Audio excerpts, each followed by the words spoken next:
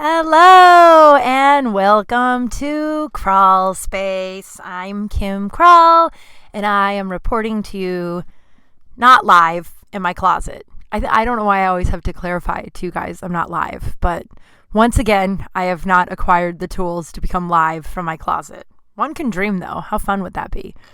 I guess it wouldn't really matter either way. I'm pretty uncut in here in general. So the live aspect is more exciting, so you can't go back and edit. And I've already made the sometimes regrettable promise that I will never edit this. So sometimes I end up telling you way too much. I'm going to start out today. I started this new cleanse. So I'm going to start out today with the poop scoop. So cover your ears if you are uncomfortable with my poop scoop. It'll be over quick, probably. I promise. I started this new cleanse. I got really excited. I started this new cleanse, not like a cleanse, like a juice cleanse or like the lemonade diet, which I have tried to do before. The lemonade diet, the cayenne pepper, the water. If you're unfamiliar, it's the lemonade diet, aka the master cleanse. I think my stepdad used to do this thing for like 30 days, like a bunch when I was a kid, which is banana pants to me. I know a friend of mine and one of the guys that runs Dash Comedy, he does it too, and he does it for a long time too, and you drop weight, bro, but like I can't do it. So basically, it's the master cleanse, and you take lemonade, like natural maple syrup, not lemonade, but lemon juice. Lemonade. You just drink a bunch of lemonade. That'd probably make you lose weight, maybe, if that's all you ate, but drank. But that's I don't recommend doing that. It's probably not great for you, and is an eating disorder. So, you take lemon juice, water, grade B, I think maple syrup, and cayenne pepper, and you put it in water, and then that's all you drink for, I don't know, some people do it for 30 days. Apparently, like, there's so many mixed, I don't know how I already got into this, but apparently there's so many mixed views on it. Like, some people say it's really, really bad for you. Some people say it's really, really good for you. I have tried to do it a few times over the years, and admittedly, it's because I was trying to lose weight for whatever thing I was doing at the time. That's so sad, I guess. But I think that's why most people do it too, is to like drop weight. And I could never do it. I think the longest I ever did it was 3 days, and it was a nightmare. It was a nightmare for those 3 days. Like I don't know how people could do it for 30 days. Like the first time I did it, and I think this is the longest time I ever did it, was like the first time, and I was like 21 or 22. I was living in Westwood, which is like a tiny little village. I mean, it's like Wilshire Boulevard in like Los Angeles, but it's like, ooh, ow. It's like right next to UCLA, and it's like its own little like town, but it's right next to, the city. It's like in the city. I'm not explaining this well, but I lived there when I first moved here. I lived in this like tiny apartment. It was like a bachelor, not even a studio. I didn't have a stove or a kitchen. I had a mini fridge and a hot plate, and it was right when I first moved to Los Angeles. And so it's like 21, 22 when I tried to do this master cleanse. Because I gained a bunch of weight when I first moved here. Not a bunch, yeah, quite a bit. And I lost it all pretty quickly, but I was trying all these like fad diets, and turns out the only thing that made me lose weight was just, eating healthier and going to the gym. Who knew? But I tried this master cleanse, and I think I did it for like 3 days, but like day 2. So there's an In-N-Out burger in Westwood, and I used to go there all the time. Like, so much so that one time, like, I had moved out of Westwood, and I moved in with my now really, really good friend, Ali, and then this chick, Katrine. I met them on Craigslist. That's a whole bag to get into. I hope you're following. We really went off and running, didn't we? But so like Katrine and I went to In-N-Out Burger, and it was like 6 months after I moved out of Westwood, so I hadn't been to this In-N-Out Burger. So they like knew me, so it was so embarrassing. We like pulled up, and the guy at In-N-Out, they stand outside and take your order. Like that you usually don't. It's so busy that like a guy will go from car to car instead of you waiting till you get to the intercom. I'm assuming so it like doesn't put in all the orders at once, or they have to. I have no idea. I am not a fast food business aficionado. Hey, I said that word. Good for me. So We pull up and the guy is like, hi, welcome to In-N-Out. Hey, it's you. How are you? We've all been wondering where you went. And I looked at my new roommate and she goes, wow, do you come to, and she was like kind of prissy. And she's like, do you come to In-N-Out that much that they know you? And I was like, yeah, dude, I do. I wonder if you guys are going to be able to hear my cat. My kitten, do you hear that? She's just like, I don't know what to do. Once, like, okay, this is not great. Not great. She's a stray, and we like as like a kitten, and like she was like, I don't know, a month old or something when they found her under the Coliseum. And I got her, but she was too young to fix, and she's terrified of me, so I can't catch her. So I tried to. After this whole lockdown, I just don't want to traumatize her more, but she needs to be fixed. Like once a month for like 3 days, she just wails, and it's like 2-part. I'm annoyed because it's so loud and it's constant. Oh, I just burped. Sorry. And then also I'm sure she's just really uncomfortable. So if you hear her wailing, it sounds like I've captured a small child just screaming in my apartment. It's just Lucy. So the In-N-Out burger guy goes, hey! Oh, so they like knew me there. So when I did this master cleanse, it was like day 2, and I was just like delirious with hunger, which leads me to believe, and like no offense to anybody who does it and it works for them. Like I'm a believer of like, you know, just like if you're not harming anyone and it works for you, cool, dude.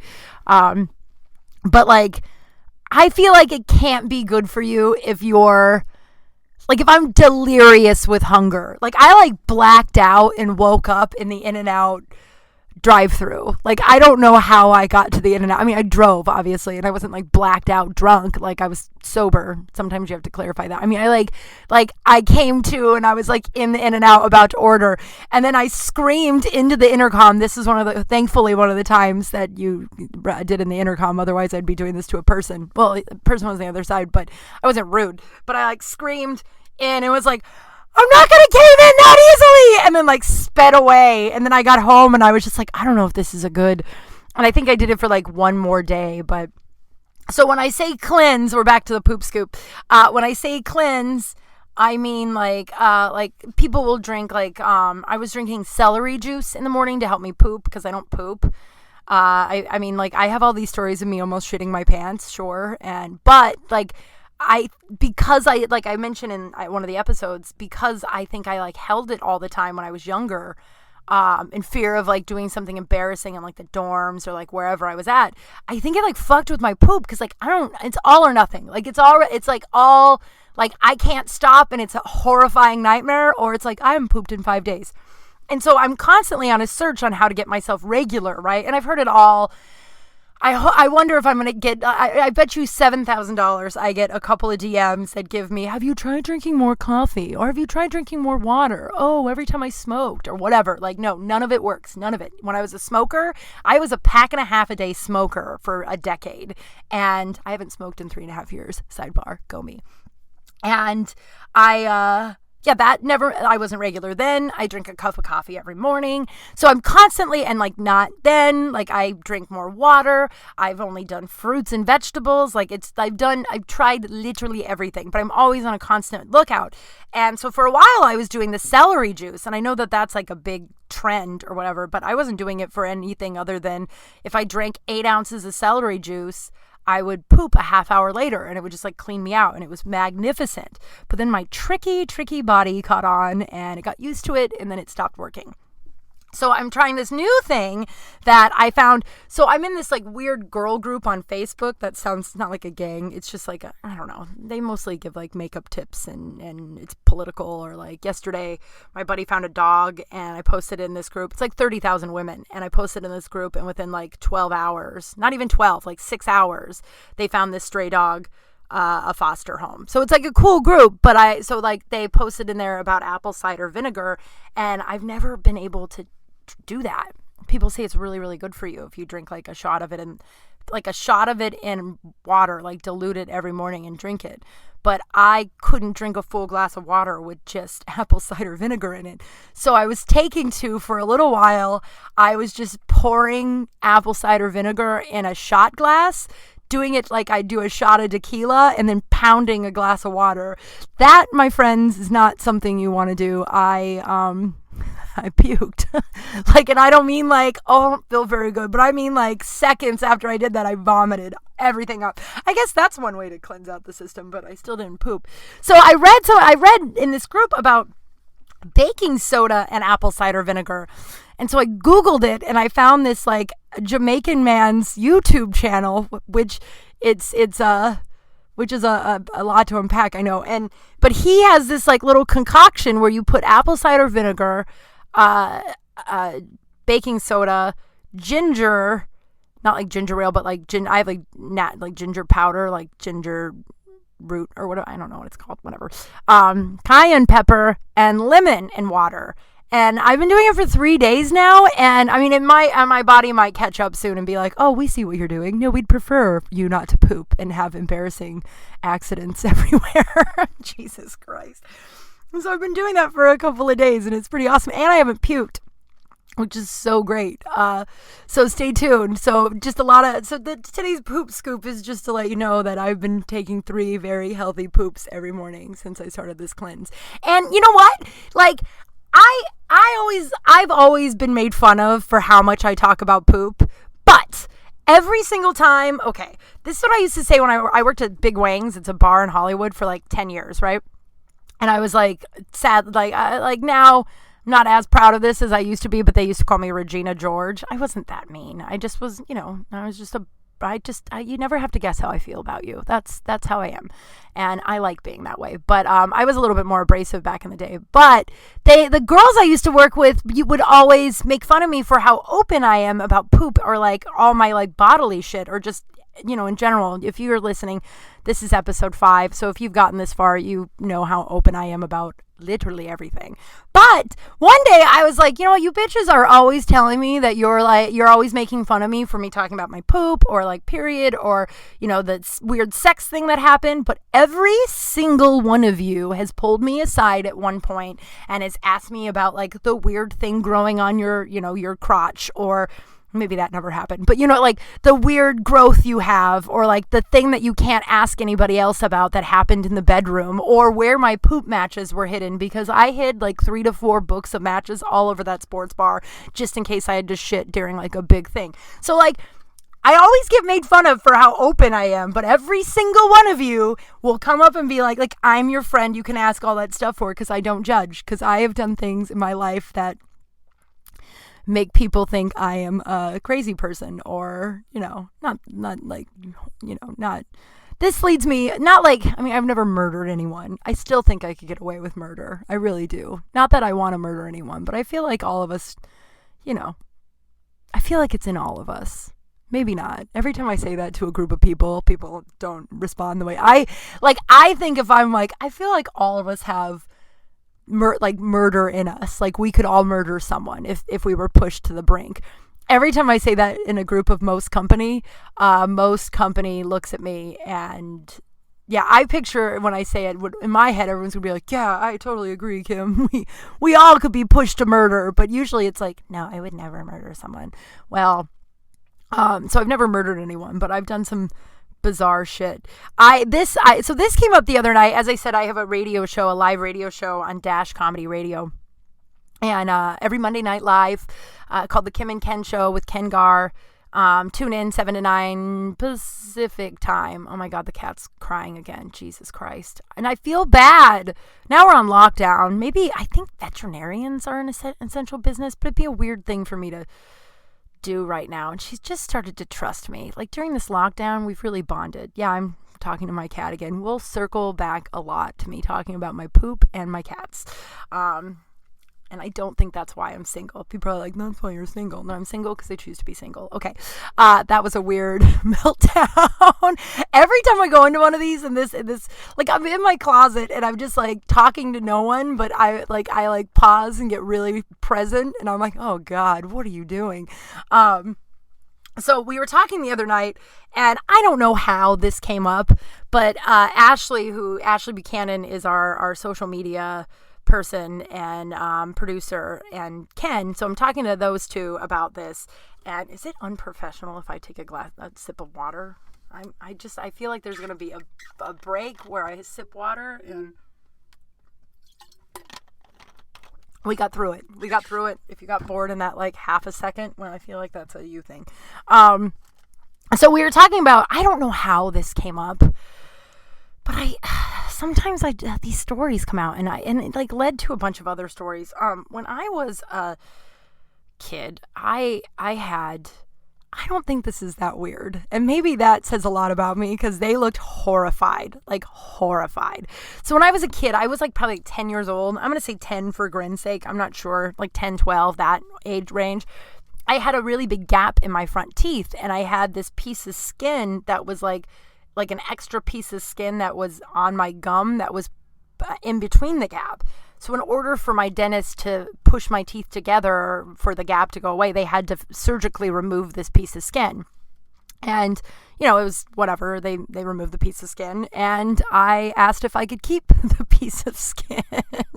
Look, I never really thought this was that weird until the other night. And they were like, why would they let you keep it? And it's like when you're someone like me who asks to do a lot of stuff that I guess the average human doesn't really ask to do. Like the dentist was like, I was like, oh, like the piece of skin was sitting on his little like surgery tray, like if you watch a lot of TV or watch a lot of crime dramas, that thing where they put the bullet, once they remove a bullet when someone's been shot, that's where my piece of skin was.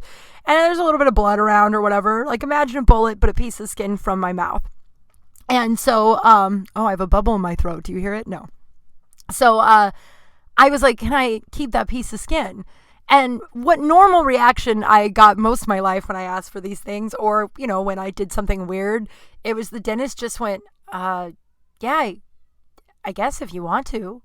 So I took it home and then I put it in, there was like, it's so weird. It was a it was an artichoke jar. A smaller artichoke jar, and I just filled it with water, and then I put the piece of skin in there. And what's weird about that, and I know that you guys are going to think there's a whole bunch of other stuff that's weird about that, but what strikes me when I was retelling this story the other night, what's the weirdest to me is my dad and I didn't really eat artichokes. I don't think he liked them. I didn't like them, so I don't know where the fuck I got this artichoke jar. Which is more concerning to me than that I just kept this piece of skin. I kept this piece of skin, so I will say I was 10. I moved it to college with me and it didn't deteriorate. It just like sat at the bottom of this like jar full of water and the water was pretty clear over the years. Like it like kept pretty well. I brought it to college with me and then I brought it home back to Denver with me afterwards. And then I moved it to LA with me when I was 21.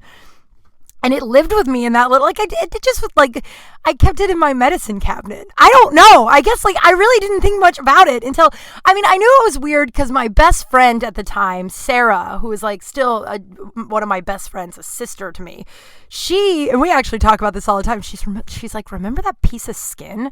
And I'm like, yeah, I'm still mad at you over this. So she discovered the piece of skin. We were probably, like, 6 months into a, like, friendship. God, so many weird things I did. This girl is like, she's just like a normal, beautiful, she's just a beautiful fucking soul from Minnesota, just like wholesome. And then she met me in Los Angeles and I'm like, this is my piece of skin from when I was a kid. Like the shit I did in front of her. I'm like, why didn't you bail? I'm a good human. I think that I'm a weird human, but I'm a good human.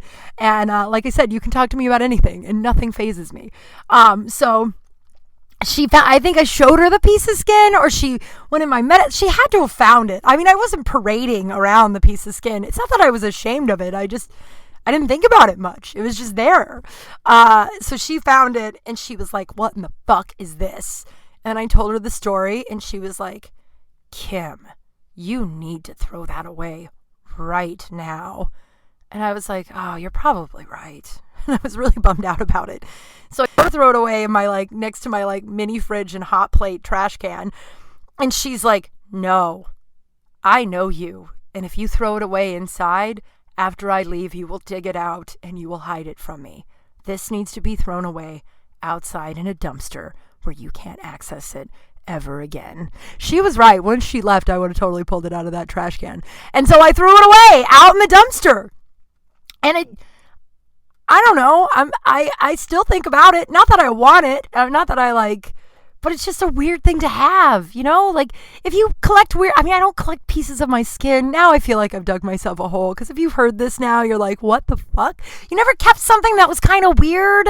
I don't know, man. And Ken the other night, he's like, you are an adult. I wasn't an adult. I was 21. If you know any 21-year-olds, they're not adults. Like, if you're listening and you're 21, look, I understand you think you're an adult. We all thought we were full-blown adults at 21. You're not. You got you're a baby. So I wasn't an adult. I was like emerging into adulthood. So it's not like I was 40, like sitting in my bathtub naked with my piece of skin being like, I love you. Like, no, it's just something I kept and I put it in my medicine cabinet.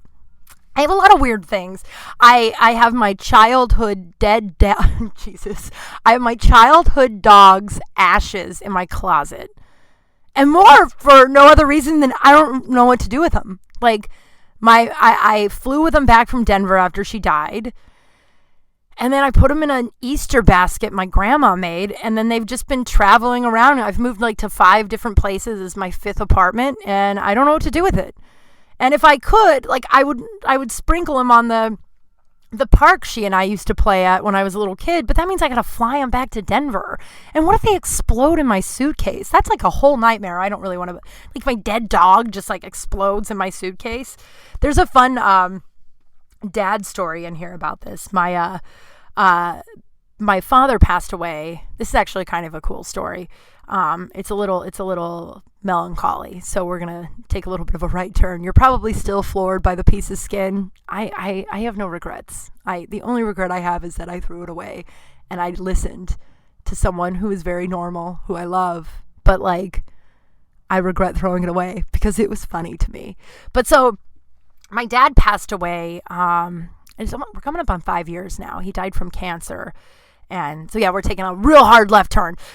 He died from cancer, and he had an interesting death. I think there's something to say. I mean, my dad and I had a pretty rocky relationship, and maybe that's something I'll talk about. Not on episode 5. Maybe once I get a little bit more. But and I think it's important to talk about the hard stuff as well as the silly and that's, But we had a rocky relationship. We were estranged for a couple of years before he died, and he raised me. So, thankfully he had, thankfully this sounds, thankfully it was you got a 2 weeks to live situation. And by thankfully, I mean, it afforded me the time to go back and us make amends and spend some time together before he died. Had he just suddenly died, I think I would be a very different human right now. Because you can't have an argument with a gravestone, 10 years later. You can't. So one of the hardest decisions I've ever made in my life is to go back and say goodbye to my estranged father who was dying.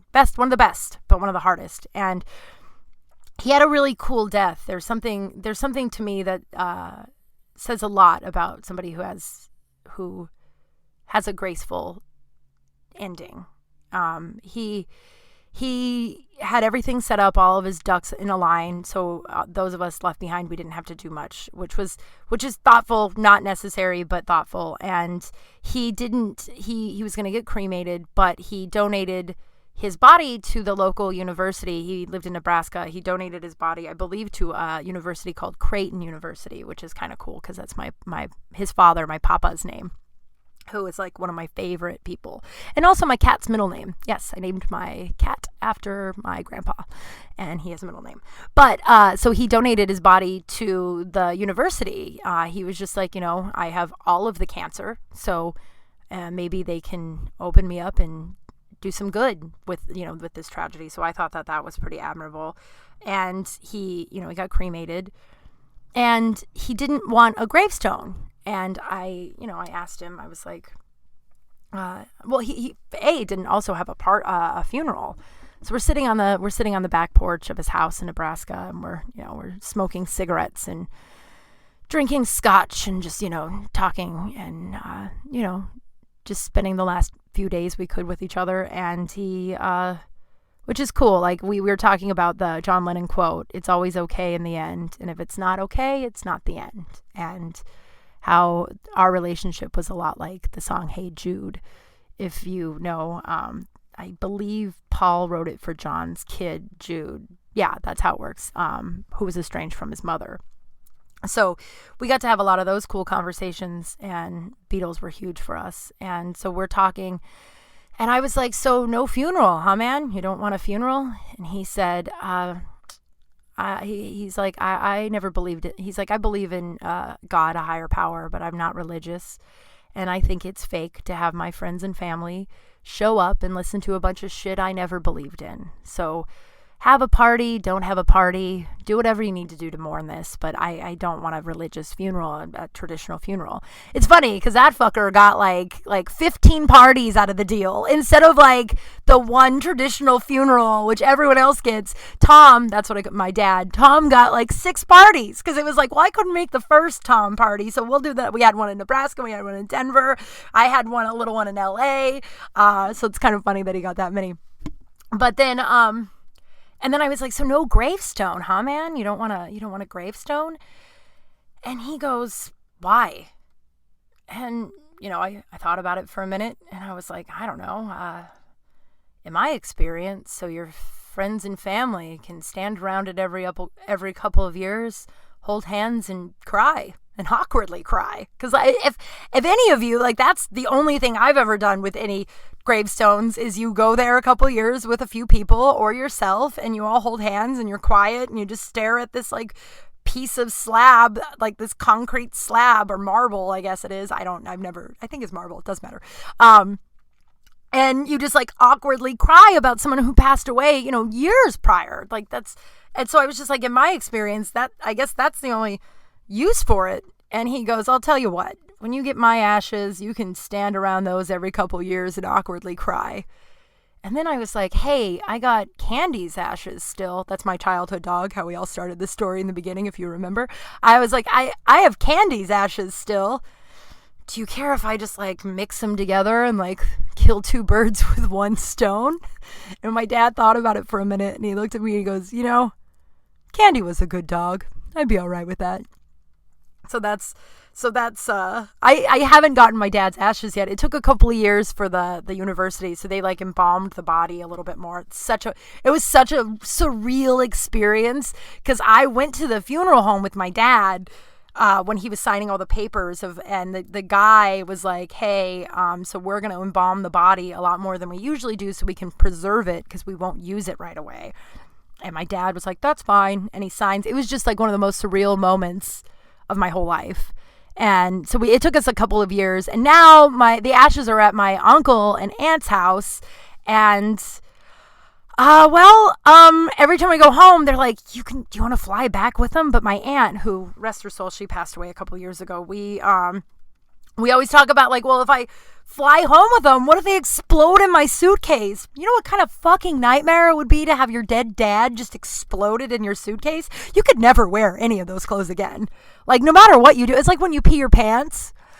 That's a lot to unpack. When you pee your pants, those pants are never the same. Like, they always kind of smell like pee. Like, the best thing to do is just cut your losses. So I don't have my dad's ashes yet. I think I would actually maybe I'll sprinkle him and Candy into the ocean because he always really liked the ocean. I don't know how to turn a corner from that story, but the story always meant a lot to me. I also, talking about the weird things I've kept, I feel like every episode is just too much information, dude. I think it's all just too much information. My mom didn't raise me. She wasn't around too much, but we did, anytime we were around, she was pretty fun and cool. We don't really have a solid relationship now. So I talk about her in the past tense, but she's not dead. She's just off the grid sometimes. But she and I had these matching braids. Oh man, I have no idea how I had any friends. And like, I didn't have many in junior high, and this is with the height of this braid. I had like maybe 2. I was like the happiest I've ever been in junior, like all of my schooling. I look back and like junior high was like my favorite. Like when I went to college, my best friend in college, Amy, was always like, she's like, you loved junior high. Like, you don't really talk about high school. You talk about junior high. And I think it's because I had like 2 friends and like we were so weird and such losers, but we were so happy. Like, we didn't care what people thought. And then we got into high school and then we were like, we should try and be more popular and not pee our pants all the time from laughing. Like, I don't know. So I love junior high. Where it was like, oh yeah, so my mom and I had these matching braids that was like, it was on the side of our hair and it was a little longer than the rest of our hair. Like, if you got a haircut, you wouldn't cut the braid. It was like a rat tail. It was a rat tail. It was a rat tail that we braided and it like linked down on the side of your shoulder, like in front of your hair, like on your shoulder. Like, I don't know how to, like, your hair was in front, you know what I'm talking about. So it like, I would dangle on my chest and we would have like a bunch of beads on it too. So it was braided and there was a bunch of beads and it was like, and sometimes if you didn't like change it, you know, you have to like, you know, change it like once every couple of weeks and you'd have to like wash it and all that stuff. If we got lazy with it, it would turn into like a dreadlock. So it was just like this matty, like this matty thing inside our hair. Like, my mom, and it like meant a lot to me because my mom wasn't really around. So anything we did together was like really cool and exciting. So I cut my losses with it before. I think she wore that braid for years, which is bananas because she was like my age now. But it was also like the 90s. It was a different time. But like, so one day, I think sometime in high school, I decided to cut my losses with this braid. And I vaguely remember it being really hard to break it to my mom that I was going to get rid of this braid. But I cut it out. Instead of like, I think it had gotten so ratty at that point that there was no like, I don't know what would have made it less creepy if I cut it out. So I saved it is what I'm getting at. I saved it. I don't know if I still have it. I have several boxes from childhood just like actually in this closet. I wouldn't be shocked if I found the braid in 10 years or if I threw away the braid in 10 years. I kept that piece of skin for a long time. I should have just put it in a box. Sarah never would have found that piece of skin.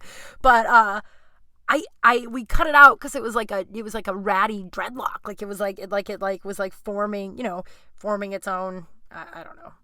It's what you know, a little dreadlock. And so a little white dreadlock. It was like thin hair, whatever, it doesn't matter. So I cut it out. So I don't know, it's creepier if I would have like redid it, then cut it out and kept it as a braid for years, or if just this matty piece of hair that at the end had a bunch of like beads on it. Oh man. So I kept that braid for a while.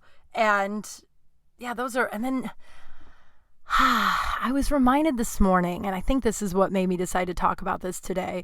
I was reminded this morning of something I kept for a long time, and I don't even know where this compulsion came from, but when I was a little kid, it got in my brain that pens, yes, like pens that you write with, had feelings.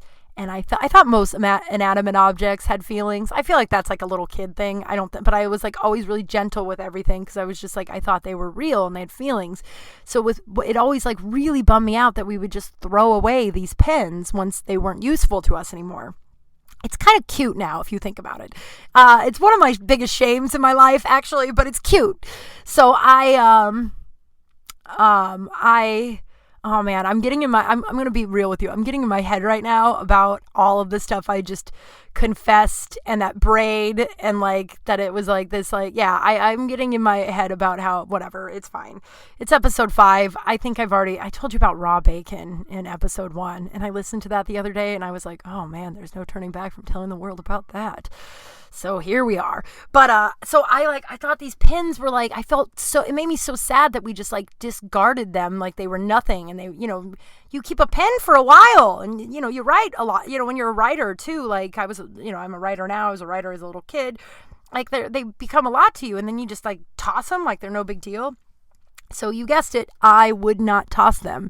In fact, it got so bad that I started picking up pens that I would find in the street, anywhere I'd find a pen in a trash can, in a street, I would just pick them up. And then and that accumulates over a while, right? So what I was doing was I was making hospitals out of shoe boxes. This was all in the privacy of, you guessed it, my closet. I had this little playroom when I was a kid. And in the closet, I would sit in there and I would try to repair these pens.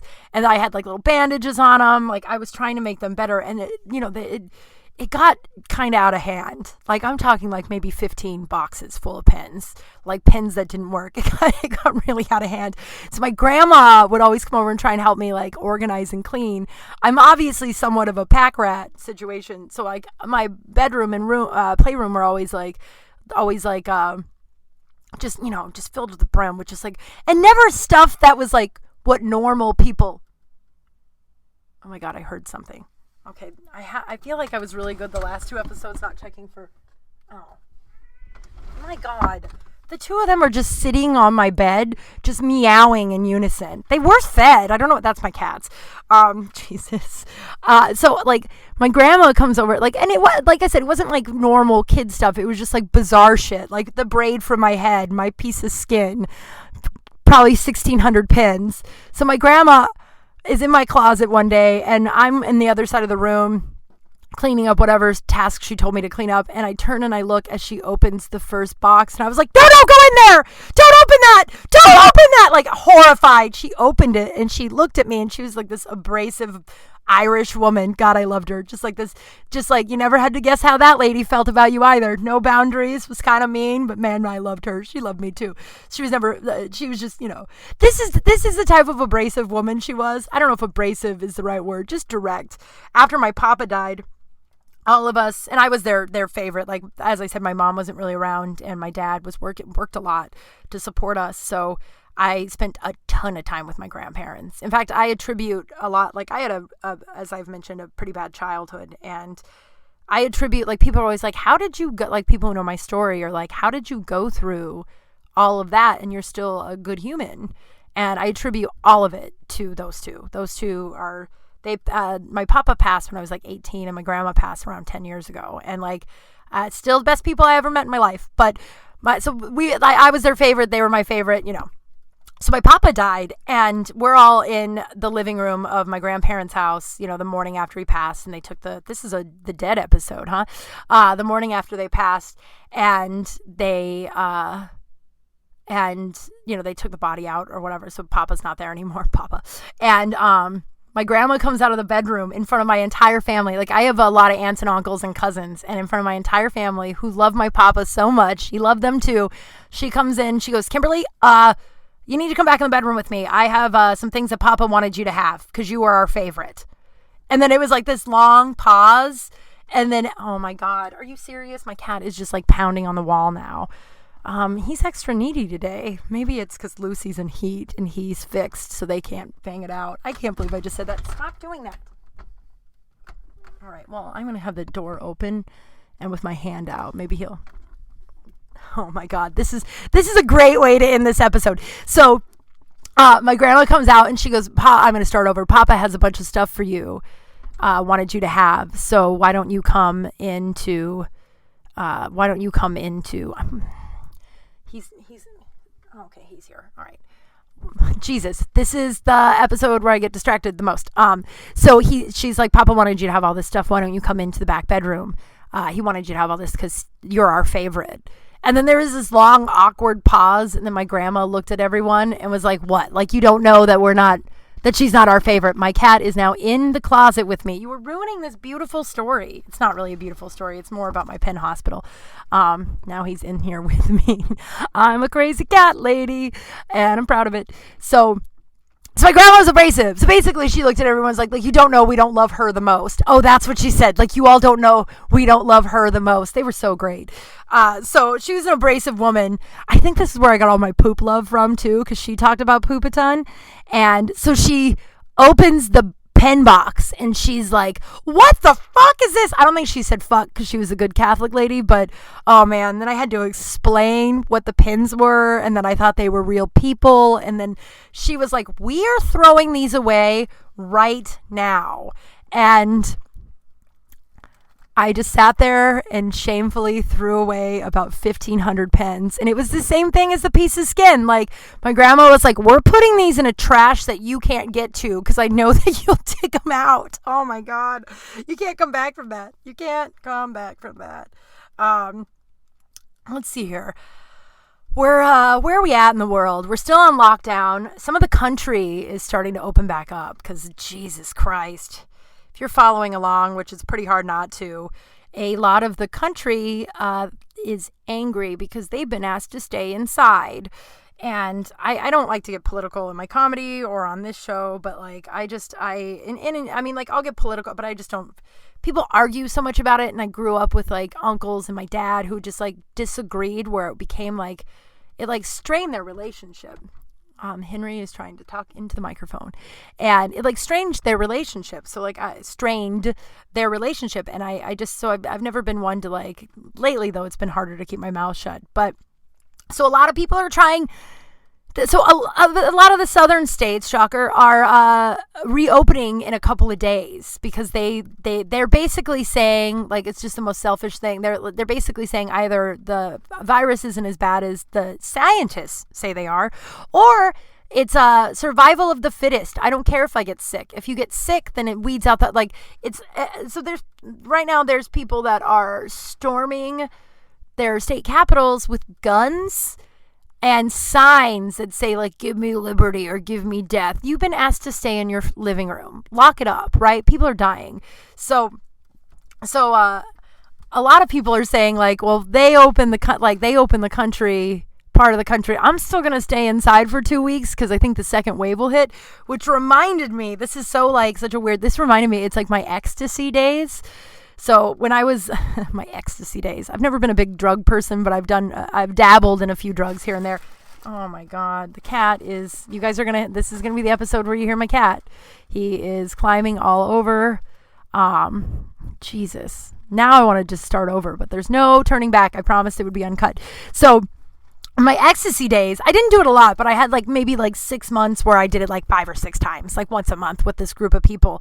But it was like the early 2000s where, Jesus Christ, where you heard, like people were cutting ecstasy with like things like rat poison or, detergent. So people were like taking these pills that we never bought it from anyone we really knew, like you don't really buy drugs from people that you really know. It's always some sketchy dude. You don't know what you're going to get. So we were buying these pills and then we'd have these little parties, and it was like maybe 10 of us would have these parties. And I never think stuff like this is odd until I tell another human, and then they're like, you did what? So what I would do was we would all take the pill together, and then I would pretend to take the pill, and then I would wait for 45 minutes, and if no one died, then I would take my pill. And I feel like, and then they always would be like, you're such a bitch, because I finally told them about it, and they were like, you're such a bitch. And I'm like, yeah, but if you all died, I would have been an alive bitch. Well, then I was telling my buddy Roger about this the other day, because that's how I feel about when if they don't listen to medical science and we listen to our idiotic president, and we reopen the country because the economy is more important than the millions of lives that are dying. I'm going to treat it like my ecstasy days. I'm going to let all the people go out first, and I'm going to wait 45 minutes before I take my pill. But then I was telling Roger this, and he kind of laughed, but then he goes, what would you have done if they all died? Then you would have just like watched all your friends die. And then you would have had to call the police, and the police would have been like, that's murder. And then you would have gone away. I don't know if that's true, but that's one of the things that I'm thinking about while we're all. Also, Melissa Villasenor is a comedian on Saturday Night Live. She used to come to, I ran a workout room where basically it was, workout jokes. It was an open mic, but it was like a step above an open mic. It was something I'm really proud of. It was when I first started comedy. We put up like 60 comics a week, and like massive names would come through. Like Melissa Villasenor would ask for, text me, twice a month and be like, can I work out some stuff in your room? And now she's on SNL. But I'm really proud of the room because a lot of up and comers were, oh, for fuck's sake, now the cat's trying to get out. You can hear the closet. Now he's panicked. This whole episode, my cat's trapped in the closet. That's what it might be called. So she, these up and comers were coming, and so she's on SNL now. And she had this song she wrote on Weekend Update, and she was basically talking about the Oscars and wrote a song about each of the Oscar nominees, and it was called White Male Rage. And oh God, look it up. It's so fucking funny. I'll put it on my Instagram too. I feel like someone needs to put her music, White Male Rage, I can't sing, but put her music to a picture of all the guys, like, it's all mostly white males standing on their state's capitol with their big guns being like, we should be able to leave our homes. I feel like I'm not a good editor, so I feel like someone needs to do that. Also, every time any dude in my life has some sort of weird, pissy fit that that like, I don't like that you're confident, I feel better now because I sing White Male Rage. Why? I don't know. It's been in my head for a couple of days. And then I kind of wanted to leave this podcast on this. And so every couple of years, I get something bizarre in my head and I can't figure out where the fuck I heard it from. Like a couple of years ago, I got this song in my head that was like, what harm can it do? What harm can it do? What harm can it do? And it was in my head for weeks and it was driving me fucking crazy. I was like, where the hell did I hear that from? What harm can it do? What harm can it do? What harm can it do? So I finally figured it out after weeks of it just like driving me crazy. You know when I have a song in your head, but then think about a bizarre song like that. That's not a song. It's just multiple, you're just saying the same words over and over again into a weird beat. I realized what it was after weeks of bashing my brain through the head, trying to fit through the wall, who knows, trying to figure out where the fuck I heard it from. And it was Garfield had the cat, not the ex-president. Garfield had a cartoon when I was a kid called Garfield and Friends. And it was like two Garfield cartoons. And in the middle was a cartoon about these farm animals that they were and friends. And these farm animals, like there was like an angry pig. There was like an egg that hadn't hatched the whole way, and then there was like a paranoid duck. And I looked like these are what the moments are like, and I've been trying to explain this to people for a year now. I haven't been able to figure out where this next thing came from. So the paranoid duck, an episode, bought a mattress or a pillow, and I guess on your mattress there's a tag that says "Do not remove" for some reason. And then he had a whole song montage where he was singing about what harm could it do to remove this pillow case, and then the mean pig like shamed him into doing it. I don't know. Until like 20 years later, this song gets stuck in my head and I can't figure out where it was. And then I finally figured out where it was. And now I have this thing in my head that's been in my head for like a year, and I can't figure out where the fuck I got it from. And it's so small, and everyone's like, "That's it? What?" It's like, okay, it's pee pee, pee pee, pee pee.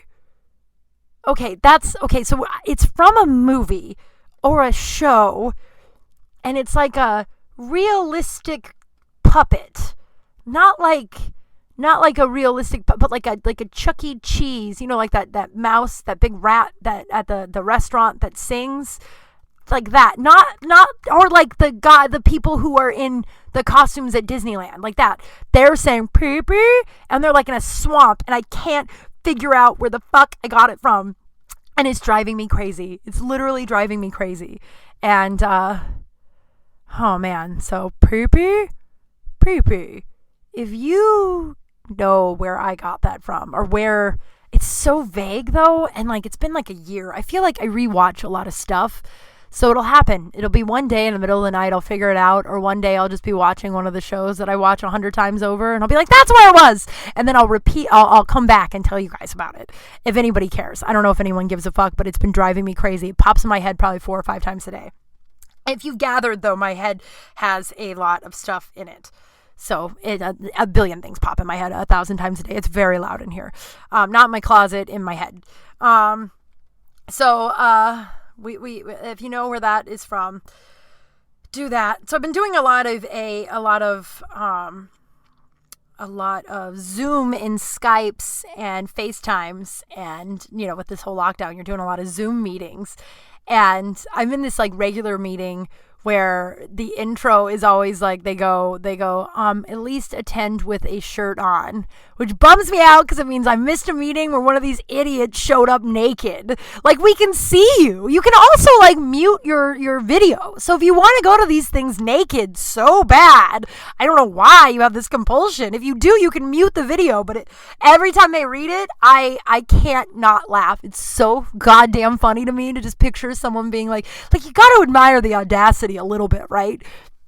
But so one time I had this Skype audition, and this Skype audition where it was just like, it was like the I can't even remember what it was for, but it was like for it was the waist up. So they had you audition from, like, that was like the framing, the waist up. So I decided it'd be funny for myself. So I get why the guy didn't show up with pants. I thought it would be funny, or without a shirt on. I thought it would be funny if I didn't have pants on. And like, I knew they would never know. I knew it would only be for me. But like, I feel like if you don't do stuff to just make yourself laugh, like, what kind of life are you living? You know what I mean? So like, it wasn't for anyone but myself. I was like, oh, it'd be funny if I have no pants on. So we show up and they're like, we do our little hi or whatever. Hi, how are you? And then they're like, all right, Kim, well, we're going to film this. So there's a thing on your wall behind you, like a picture. Can you take that down, please? Because we want just a full white wall.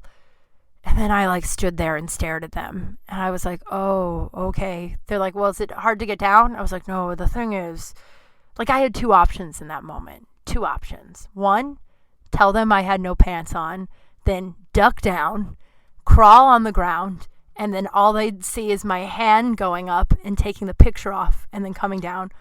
Or not tell them I have no pants on and then army crawl and just do that, which would be, in hindsight, I kind of regret not doing the second one, because it'd just be so goddamn weird that they would be like, what is she doing? Like, I just disappeared. Like, I don't know if I'm explaining it right, but like, picture you're talking to a stranger in Zoom, and then all of a sudden they duck down, you can't see them in their computer, and then you hear this like army crawl, and then they go up, and then you just see their hand pull the picture off, and then they come back and they like sit up and they like, all right, I'm ready.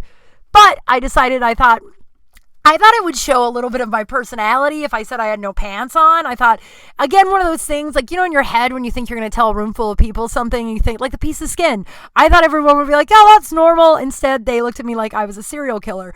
But, like, they just, I was like, oh, I don't have any pants on. So, yeah, I can get it off, but it's going to take me a minute because I'm going to have to duck down and crawl over and get it without you seeing, my bottom. So I do it, and it's silence. It's like weird, awkward silence. It's not as funny as you thought it would be. Like, I thought they would laugh, and I thought I would laugh, and then I would do it, and then we'd have a good old time. But it just, we never recovered. And I think that's more on them. I feel like that's hilarious. I would laugh. I would be like, they just were like, you don't have any pants on? And I was like, no, I decided not to wear pants today because I didn't think you'd see my bottom half, so I don't have any pants on. And then they were like, okay, well, can you somehow get it off the wall for us, please? And then I didn't get the part. I did not get the part. Which, who knows? Who cares? Would you really want to work with anyone who didn't find that funny? I also, when I was in high school, right when I was able to drive, I had this friend Aspen that I've mentioned. Sorry, Aspen. She hates when I talk about her on all of my comedy and all my stuff. I can't stop. One day she's gonna sue me. I don't know.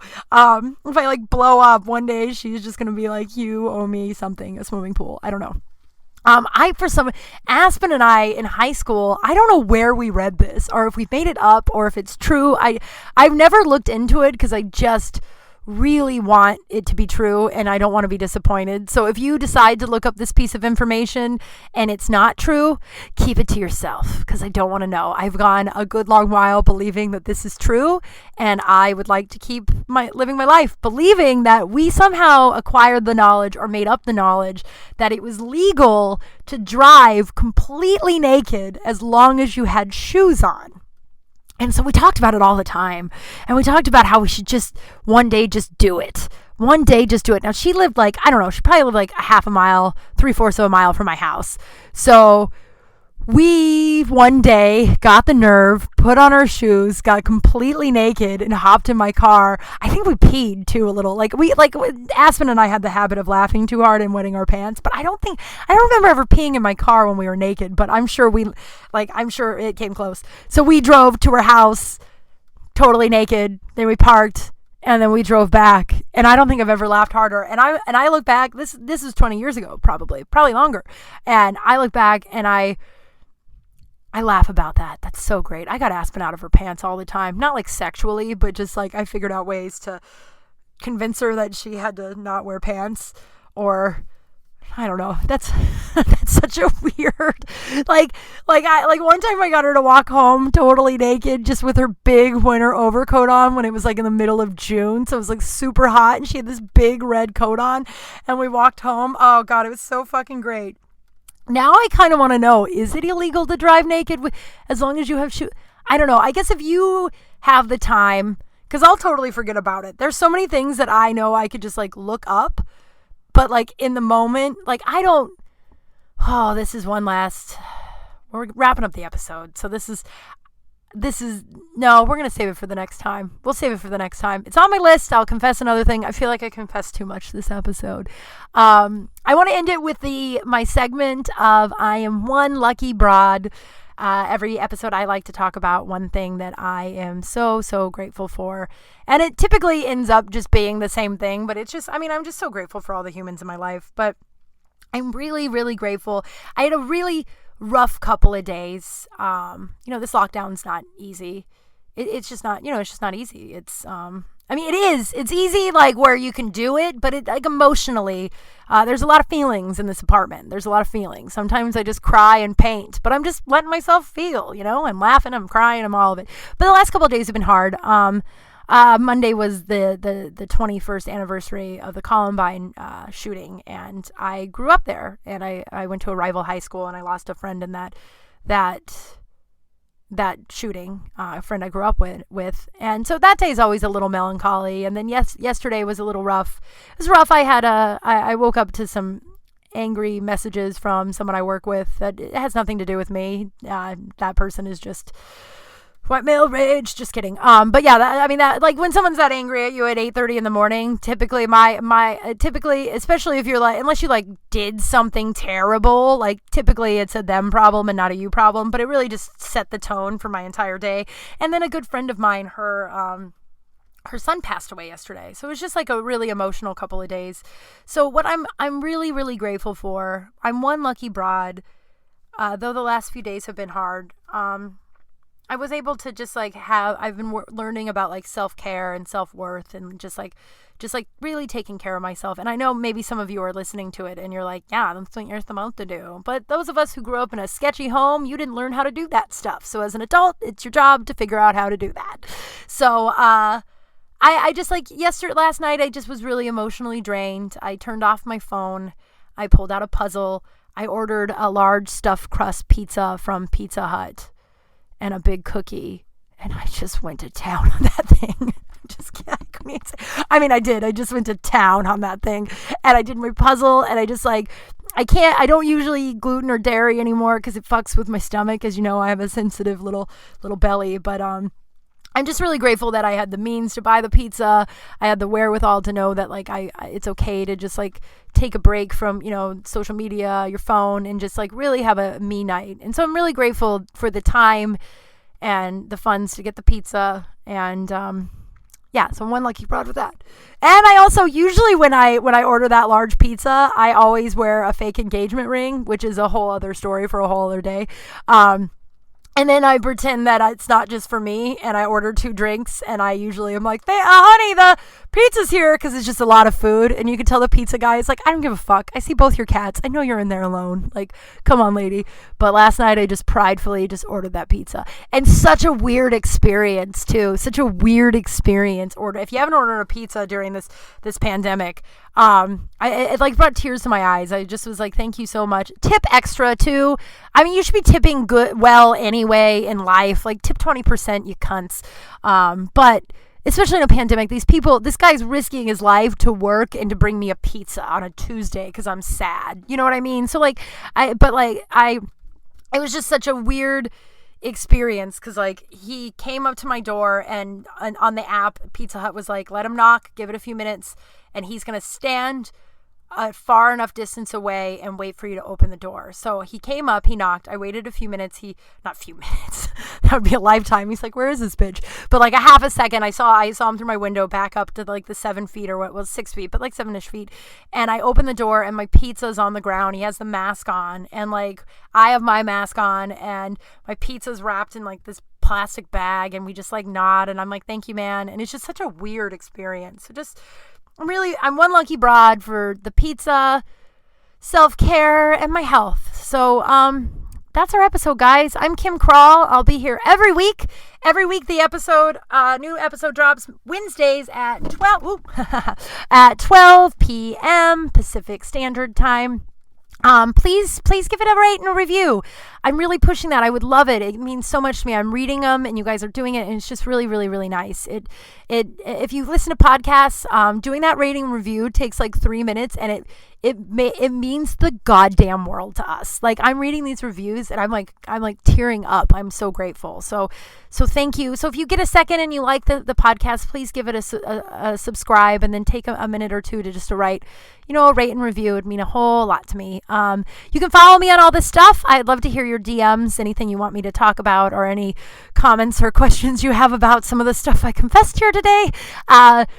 You can find me at KYMKRAL. I'm on all of the social media as Kim Kral. And I have a live radio show every Monday, 7 to 9 p.m. on Dash Comedy Radio. Download the Dash app. And download the Dash app. It's free. Then go to the comedy station, which is called Marcus King Presents Dash Comedy Radio. And 7 to 9 p.m. I am live every Monday with Ken Gar.